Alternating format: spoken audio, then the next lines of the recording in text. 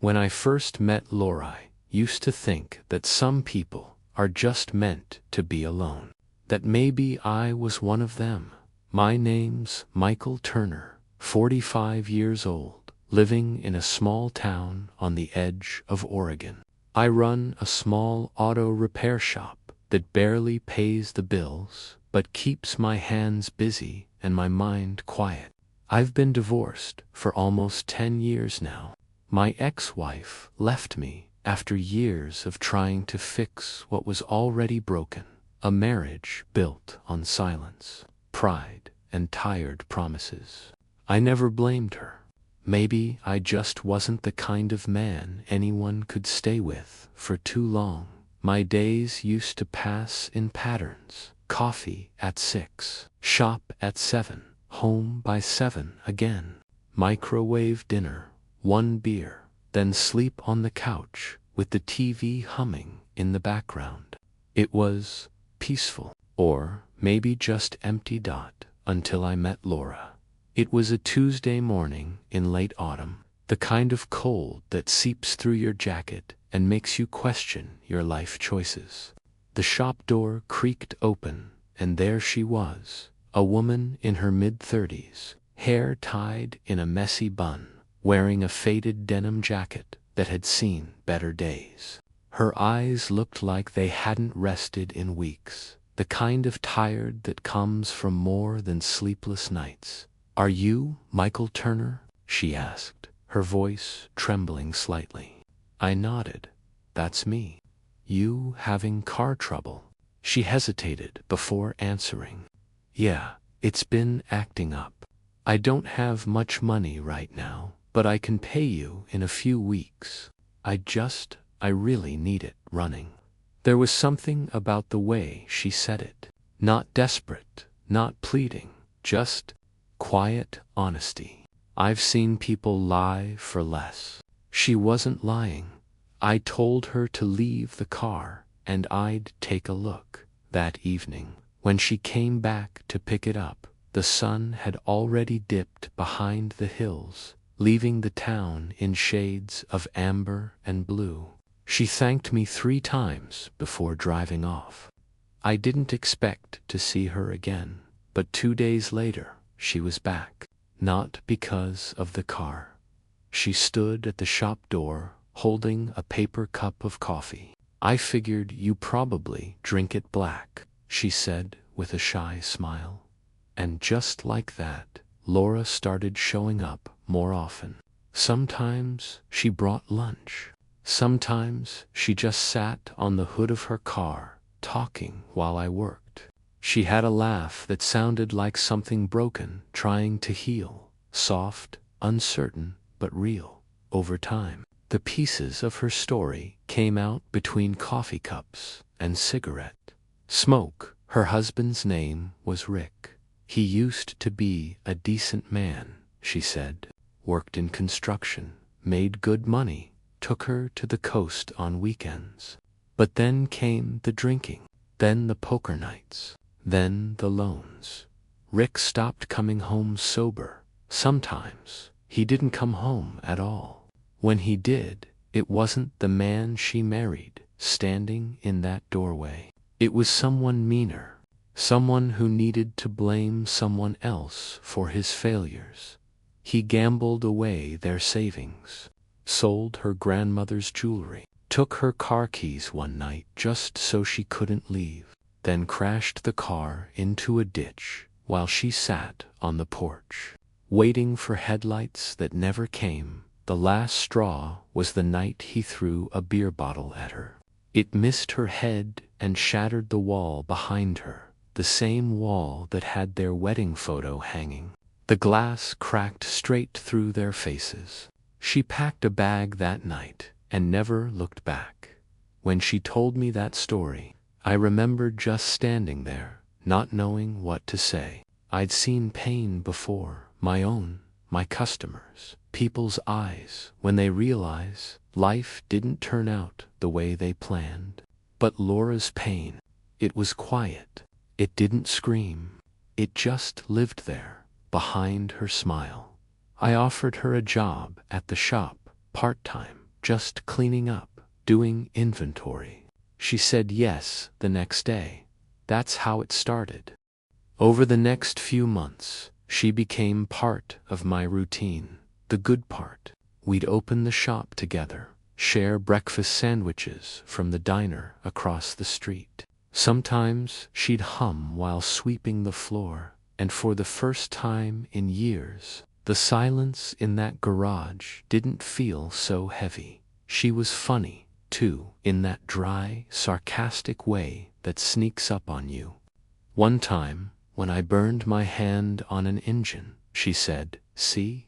You need someone around to keep you from setting yourself on fire." I laughed, harder than I had in a long time. But it wasn't just laughter she brought back. It was life. There were nights when I'd find her sitting by the back door after work, staring at the streetlights like she was waiting for something or someone. Sometimes I'd sit beside her and we wouldn't talk. We didn't have to. Once, I asked her why she stayed in this town instead of starting over somewhere else. She said, "Because I'm tired of running. Maybe it's time I let something good find me for once." That hit me, because deep down, I realized I'd been waiting for the same thing. One evening, as winter started to fade, she came to my house for dinner. Nothing fancy, just stew, bread, and a cheap bottle of wine. She looked around the place, at the cracked paint and old furniture, and smiled like it was the coziest home she'd ever seen. "You live like a man who's stopped expecting company," she said. "Maybe I have," I replied. "Well," she said softly, "you have company now." That night, something changed. After that, she started spending more time at my place. Sometimes she stayed over when it got too late. I didn't ask questions, and she didn't offer explanations. It just felt natural to people who had been broken in different ways, finding comfort in the same silence. I never tried to define what we were. Maybe I was scared she'd run again.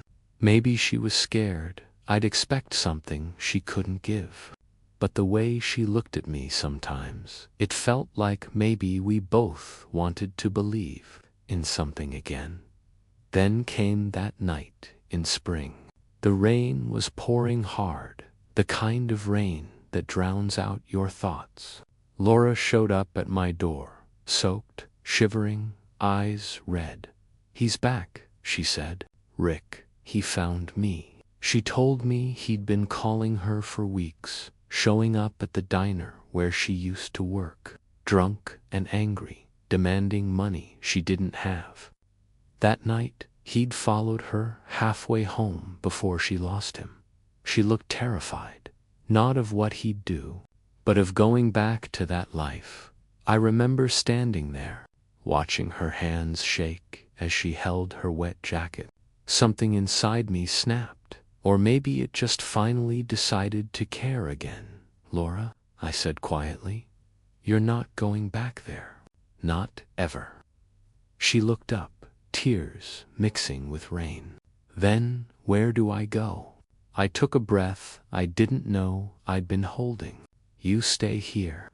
That was the night I decided to take her in, not out of pity, not because I was lonely, but because when I looked at her, I saw someone who'd lost everything and still had the courage to ask for help, something I never could do for myself. I gave her a room, a place to breathe, and for the first time in years, the house didn't feel empty. I didn't know it back then, but that simple decision, opening my door to Laura, would change everything. It was the start of something beautiful, and eventually, something that would destroy me. Part 2. The quiet gravity between us. When Laura moved into my home, the silence changed. Before her, it was the kind of silence that made you forget you existed. A vacuum filled only by the ticking of an old wall clock and the occasional groan of the house settling. But once she arrived, that silence turned alive. It listened. It breathed. It waited. She brought her belongings in 2 suitcases, a worn leather bag, a few dresses, a framed photograph she didn't unpack for days. She never told me what was in it, but I could tell by the way she guarded it, with the care of someone who's lost too much already, that it meant something sacred or painful, maybe both. At first, she slept in the guest room. We shared breakfasts without talking much, the kind of quiet where words would have been unnecessary, maybe even intrusive. She'd sit by the kitchen window, sipping coffee, her gaze lost somewhere beyond the frost-streaked glass. Over time, that stillness between us softened. I began to notice the small things, the way she hummed when she cooked, the faint scent of vanilla that lingered after she walked by, the way her laughter, rare and quiet, could fill the house more completely than any sound before it. Realize when it happened, when my house stopped feeling like a shelter for the broken and started to feel like a home again, maybe. It was the way she began leaving little things around a book by the couch, a hair tie on the sink, a half-empty glass of wine on the porch railing, or maybe it was the way she started talking about the future, carefully, as if the word itself might collapse if said too loudly. She told me about her husband one night. We were sitting outside, watching the sun dissolve into the lake like it always did, slow, reluctant, beautiful. She spoke without looking at me. Her voice was steady, but her hands betrayed her. They trembled with every word. "He used to be good," she said, "before the drinking, before the cards, before everything turned to dust." I didn't interrupt. I knew that kind of pain, the kind that doesn't ask for comfort, just a witness. He'd disappear for days, sometimes weeks, come back smelling like liquor and strangers. Then one day, he didn't come back at all. She exhaled, slow and deliberate. And maybe that was the first day I could breathe again. Something inside me understood her too well. My own marriage had ended differently, quieter, more civilized on paper, but the emptiness that followed felt just as terminal. The loneliness after a love dies is worse than death itself, because it's not an ending, it's a haunting. As the weeks went on, our routines folded into each other. We'd cook dinner together. She always insisted on chopping the vegetables, saying it helped her think. I handled the rest.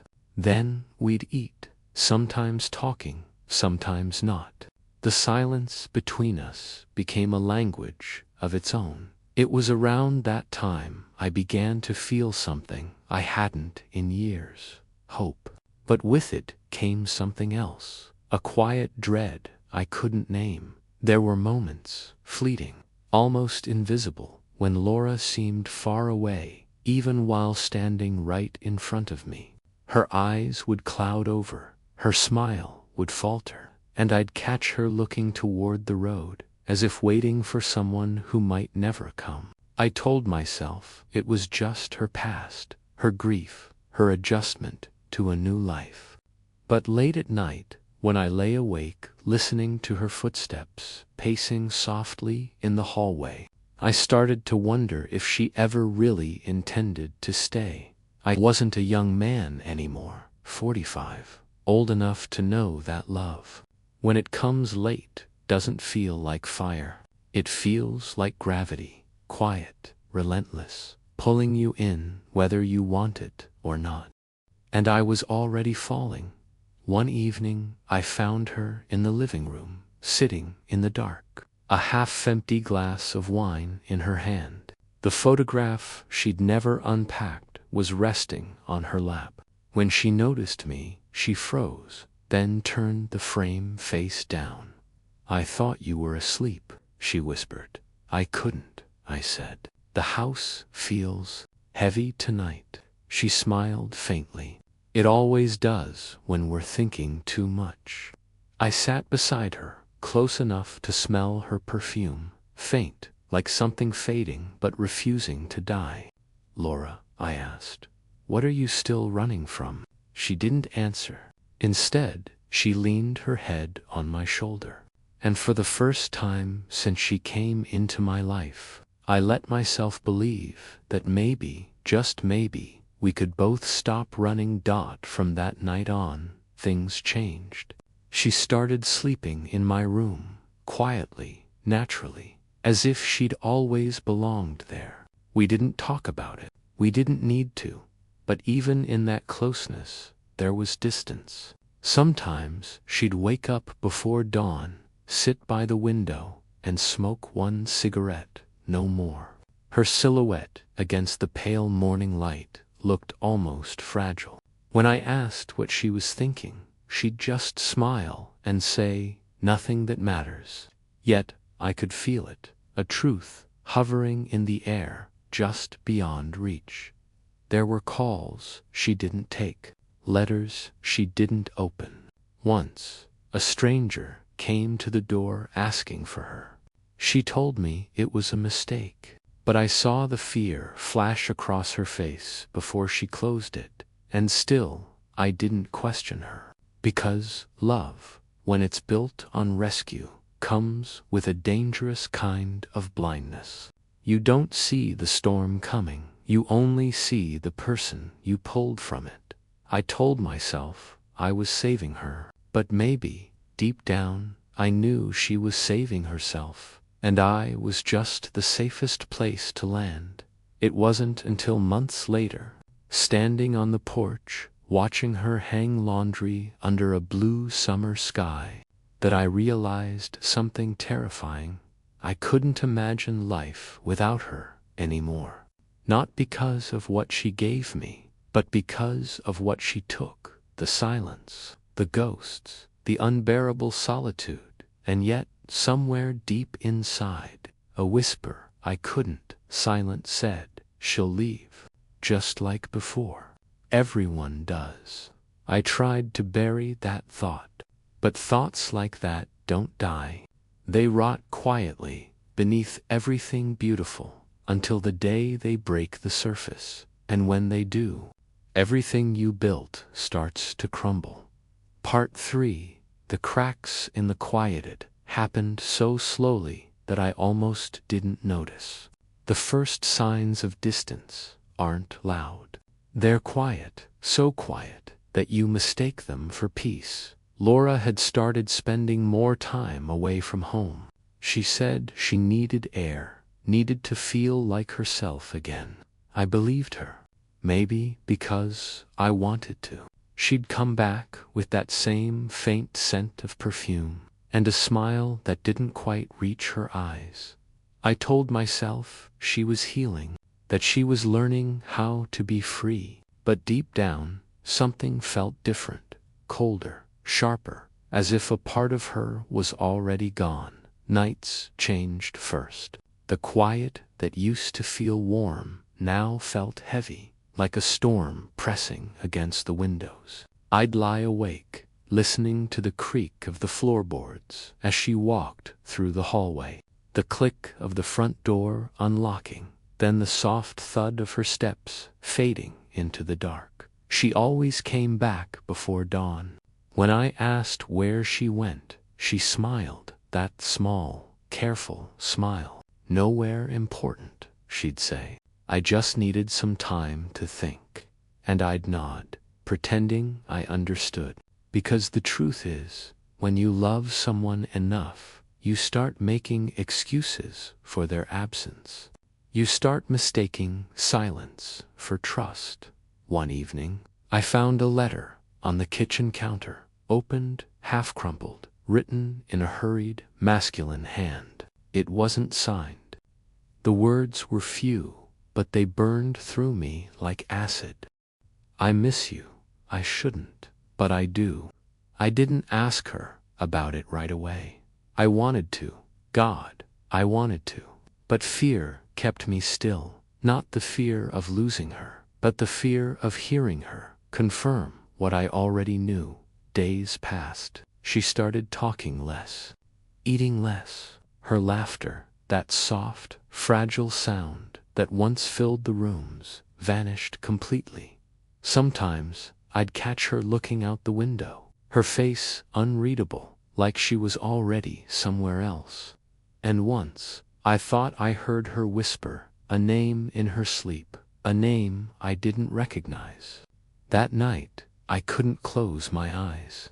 I sat on the edge of the bed, staring at the shadows crawling across the walls, wondering how love could turn into doubt so easily.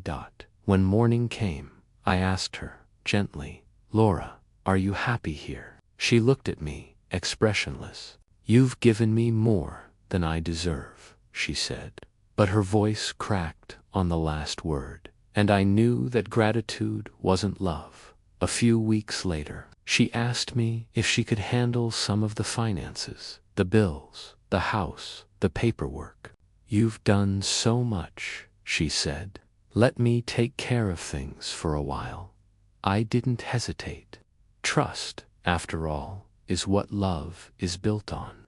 I handed over everything, the bank accounts, the property documents, the inheritance my father left me. She smiled as she took them, her fingers brushing mine, cold, soft, final.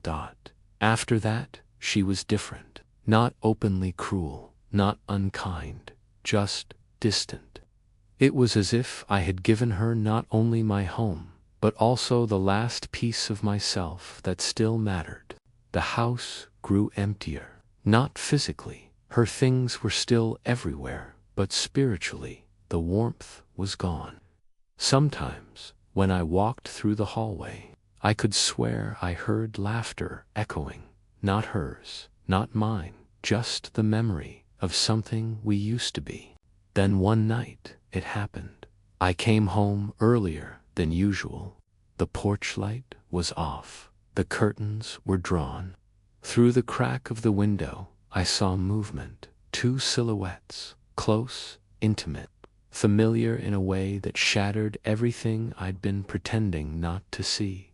I didn't burst in, I didn't scream. I just stood there, outside my own house, watching the life I'd built collapse quietly in front of me. When she realized I was there, she froze. Her lover, a tall man with a face I recognized from one of the letters, slipped out through the back door like a ghost. She didn't chase him. She just stared at me, her eyes dark and empty. "I'm sorry," she said, but there was no weight in the words. They were light, rehearsed, meaningless. "Since when?" I asked. She didn't answer, and maybe she didn't have to. The truth was already everywhere in the way she stood, the way she didn't reach for me, the way her silence sounded like relief. I remember sitting on the couch after she left the room, staring at the clock ticking above the fireplace. Every second felt like a hammer driving into the hollow place where my heart used to be. I don't know how long I sat there, maybe hours, maybe days. But when I finally stood up, the house felt foreign, like a museum of someone else's happiness. I found her the next morning, packing her things. She didn't meet my eyes. "It's better this way," she said. "You deserve someone who can love you back." And then, the cruelest part, she thanked me. Thanked me for everything I'd done, as if kindness could be itemized and returned.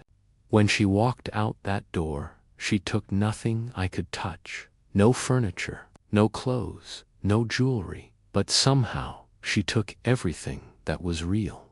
The next few days blurred into each other. People talk about heartbreak like it's dramatic shouting, breaking things, crying until you collapse. But it's not. It's sitting alone in a chair, realizing you've built your life around someone who was only ever passing through.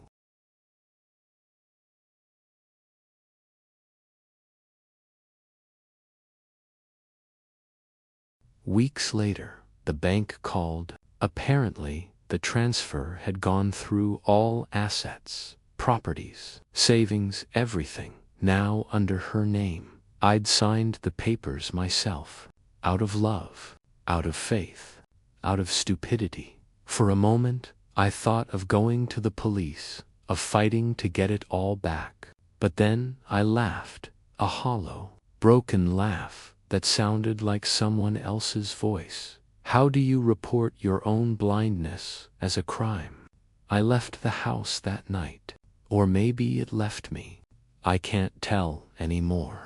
The world outside felt colder, sharper.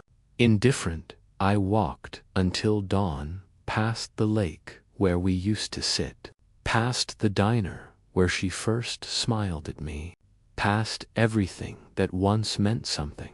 And somewhere between the fading stars and the rising sun, a strange calm settled in my chest. Maybe this was what I deserved, to love too much, too late, too blindly. But even as I tried to let her go, one thought kept echoing in my mind. Love doesn't die when someone leaves. It dies when you realize they were never really there. Part 4. The gift that took everything. It's strange how love can make a man blind. Or maybe not blind, just unwilling to see. Laura had become my world. My mornings began with her smile and ended with her voice fading into dreams. For a man who had once walked alone through empty rooms and colder nights, her presence was warmth, light, and perhaps foolishly, faith. When she suggested that I put everything under her name, it didn't sound unreasonable at first. It's just a legal matter, she said, her tone calm, almost soothing. It'll make things simpler for us both. I remember the pen trembling slightly in my hand that morning at the notary office. My lawyer raised an eyebrow, hesitant, but I brushed him off. It's fine, I said. I trust her. Trust, such a fragile, dangerous word. After the transfer, nothing changed, at least not immediately. She still made coffee the same way, still greeted me with that gentle kiss on the cheek. But something in her eyes began to shift. The warmth dimmed.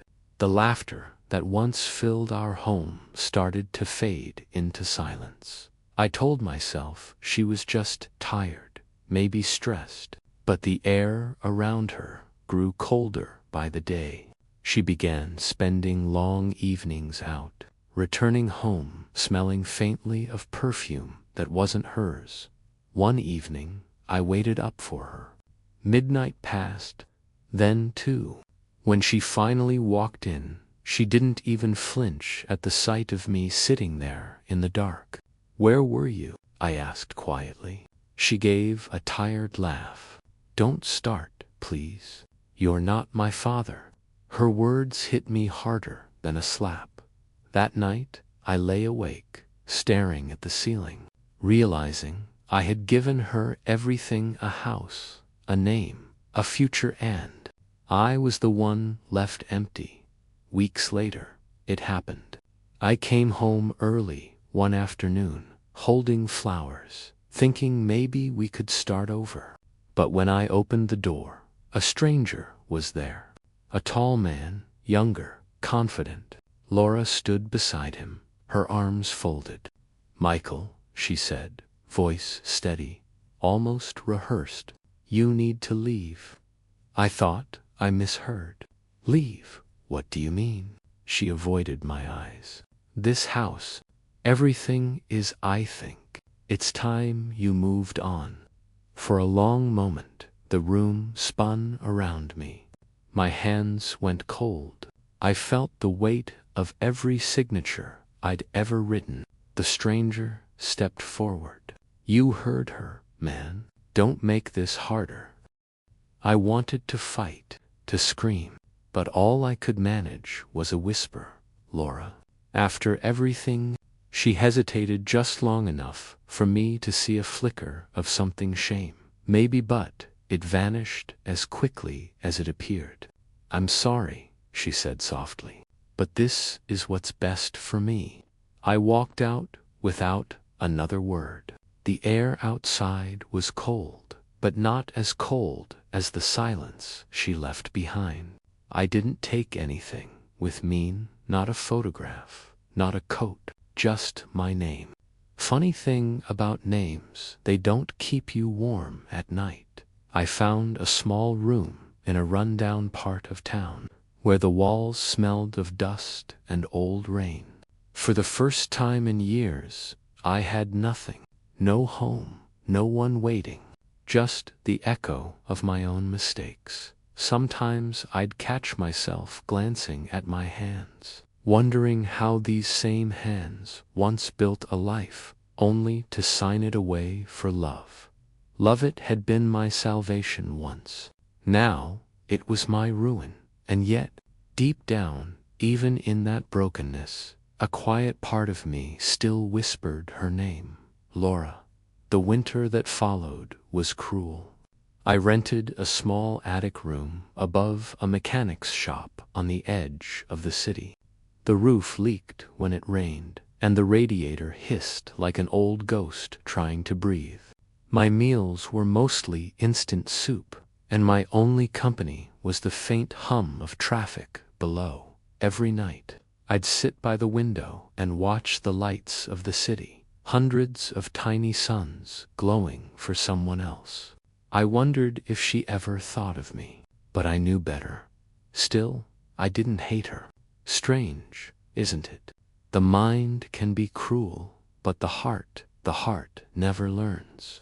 It still finds ways to love what broke it. One morning, as I walked to a nearby church to volunteer something to fill the empty hours, a young journalist stopped me.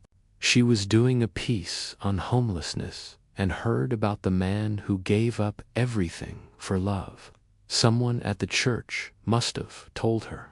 I almost laughed at the phrase, but she insisted on hearing my story. I told her everything. Not to seek pity, I just wanted someone to understand. She listened, really listened, the way people rarely do. Her eyes were wet when I finished. "You trusted too much," she said softly. "Maybe," I replied. "But I'd rather live with a broken heart than an empty one." The article came out a week later. I didn't expect anything from it, just another story in a world full of tragedies. But somehow it spread. People wrote letters. Strangers sent money. They called me the man who loved too deeply. Charities reached out, offering food, a bed, a job. For the first time in months, I felt human again. The donations grew. A bank representative called me one morning, telling me I had an account filled with contributions, far more than I ever imagined. Enough to start over. Enough to tempt the ghosts of my past. At first, I didn't touch a cent. I kept volunteering, serving soup to men who looked like I once did. But the world has a strange sense of irony. The more I tried to stay invisible, the more visible I became. I was invited to talk shows, charity events, interviews. They all wanted to hear my inspiring story. I smiled for the cameras, but inside I felt hollow. How could a story built on loss become someone else's entertainment? And then, one night, as I returned from a small community event, I saw her. Laura. She was standing by my building, her coat pulled tight, eyes red from the cold, or maybe from something else. For a moment, I thought I was dreaming. "Michael," she whispered, "I read about you." Her voice That same voice that once lulled me into love and silence. She looked thinner, older. The confidence that once defined her was gone, replaced by something fragile. "I made mistakes," she said. "I didn't know how much you meant to me until I stopped her." Until the money came, she flinched. I hated myself for saying it, but I needed to. "I'm not that woman anymore," she said quietly.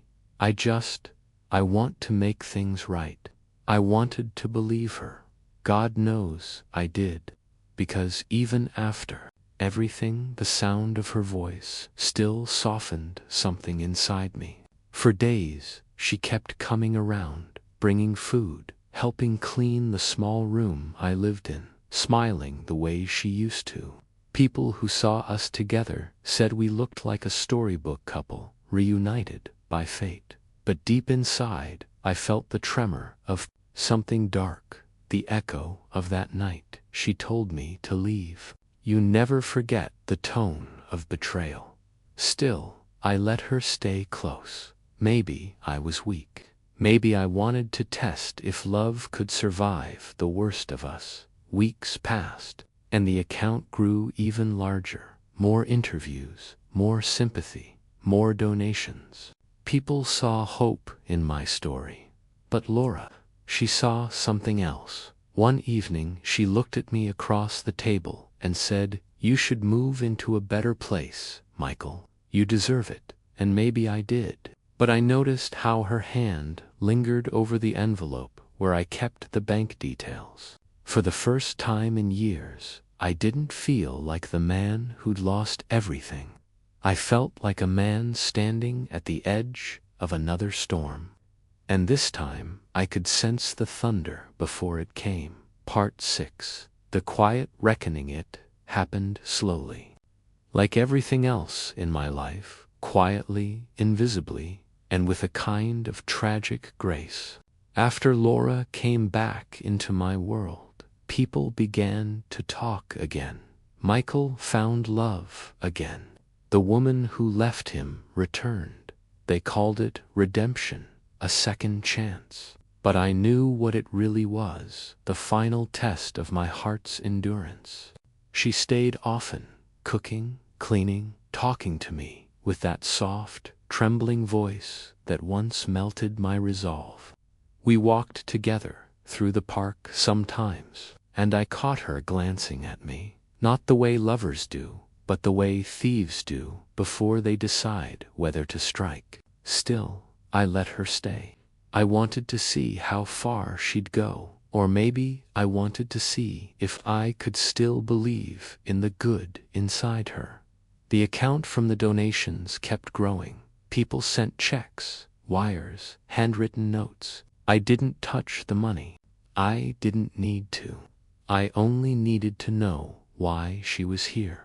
One night, she cooked my favorite meal, beef stew, thick and rich, the way she used to make it. We sat across from each other, candlelight flickering on her face. "Michael," she said softly, "I want you to know how sorry I am. I didn't understand love before. I was scared." Her voice quivered, her eyes glistened. If I didn't already know her, I would have believed every word. "People change," I said, stirring the stew. She smiled faintly. "Then let's start over." But that night, when she thought I was asleep, I saw her reflection in the mirror, bent over my desk, quietly taking photos of the bank documents with her phone. Her hands didn't shake. Her face was calm. I didn't stop her. Not yet. The next morning, I made her coffee, the way she liked it. 2 sugars, no cream. I told her I was meeting a journalist about a new donation campaign. She kissed my cheek before leaving. Her lips were cold. That evening, she didn't come back. 2 days later, I received an email from the bank. Attempted withdrawal flagged for verification. Laura had tried to move nearly all the charity funds to a private account. I smiled, not because I caught her, but because it confirmed what I already knew. Love, when tainted by greed, becomes its own punishment. A week before she came back, I had gone to the bank quietly and moved the money into a trust, one that donated automatically to shelters for abused women, veterans, and the homeless. The balance in my personal account was near zero, so when the bank called to confirm the suspicious transfer, there was nothing left to take.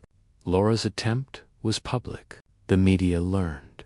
The woman who betrayed the man who saved her twice. She disappeared, and I never saw her again. But victory didn't feel like victory. It felt hollow, like shouting into an empty room. Weeks passed. I was invited to speak at a charity gala, the same one that had raised most of the funds. I stood before hundreds of faces, lights blinding me, and spoke about forgiveness, about how pain reshapes the soul. But as I spoke, I felt the edges of my voice tremble, because the truth was, I hadn't forgiven her. Not really, and I wasn't sure if I ever could. After the event, I walked home alone through the cold night. The city was buzzing with life, laughter spilling out of bars, cars honking, lovers holding hands, and I, a man once full of everything, was now a ghost in a world that had already moved on. When I reached my apartment, I sat by the window, the same cracked glass, the same view of the streetlights. I poured a drink I couldn't afford and whispered into the dark, "Laura, wherever you are, I hope you find peace, even if I never do." Outside, snow began to fall, slow and silent, blanketing the city in white, as if the world itself wanted to erase the traces of what had been. I closed my eyes and thought of her laugh, her touch, her betrayal, all tangled into one long ache that would never truly leave me. People would go on calling me the man who loved too deeply, but I know the truth. I wasn't a man who loved too deeply. I was a man who never learned when to stop, and that was my quiet reckoning. Afterward. What remains of love, they say, time heals all wounds. I don't believe that anymore. Time doesn't heal, it just teaches you how to live around the pain. Like a house built on a scar. Years have passed since Laura vanished from my life. People still recognize me sometimes. You're the man from that story, right? The one who gave it all for love. I smile, nod, and keep walking, because what they don't understand is that love was never my tragedy. Hope was. I still keep a photograph of her, not out of longing, but as a reminder. The picture is old, the corners curled. She's smiling, sunlight spilling across her face, eyes half closed like she's dreaming of something better. And maybe she was. Sometimes, on quiet nights, I catch myself wondering where she is. Did she find peace? Did she ever love me, even for a moment? I'll never know, but I've stopped asking for answers. Some stories aren't meant to be resolved. They're meant to haunt you, to whisper in the dark, reminding you that even broken hearts still beat. When I walk through the park now, I watch other people, couples, laughing, strangers, brushing hands, and I feel something soft stir inside me. Not love, not regret, just ... understanding. Maybe that's what life really is, learning that love doesn't promise forever, only moments. And sometimes, those moments are enough. I look up at the evening sky, the same color it was the day she left. The city hums below me, alive and indifferent, and for the first time in a long time, I whisper not to her, not to God, but to myself. Thank you for teaching me how to lose. The wind carries the words away, folding them into the night. And I sit there, still and quiet. As the world moves on, the man who once loved too deeply, finally learning the silence that follows love.